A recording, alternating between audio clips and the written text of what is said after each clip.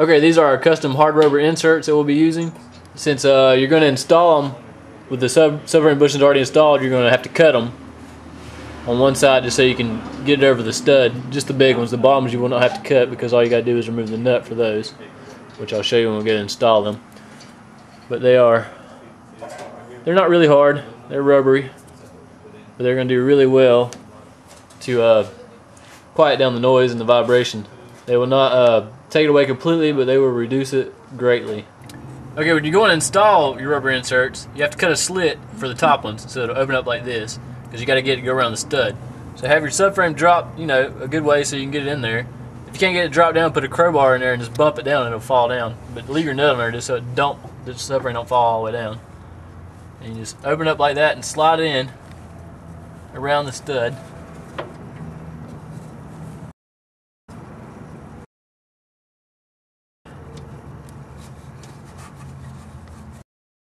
Turn it around so you can see where your cut is.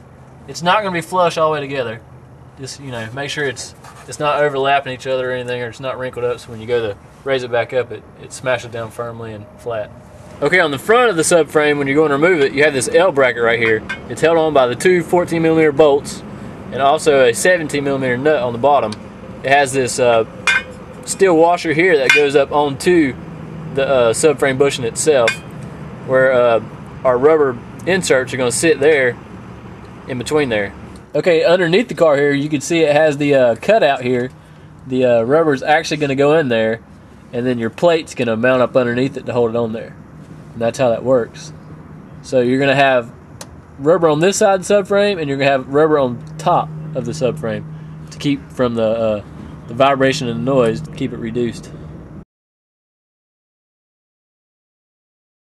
Okay, when you're going to torque down your subframe, your nuts to your subframe, the front and the back, 17mm nuts, are 72 to 87 foot-pounds. Always go with the higher number, so I go 87 foot-pounds. But go with your own judgment on that. That is the front nut and the back nut. When you're going to install your subframe, make sure you install your metal ring back on here. This is what we call the L bracket, which is known as the member stay. Your 17mm nut here is torqued to 72 to 87 foot-pounds. Your two 14mm bolts are torqued to 32 to 41 foot-pounds.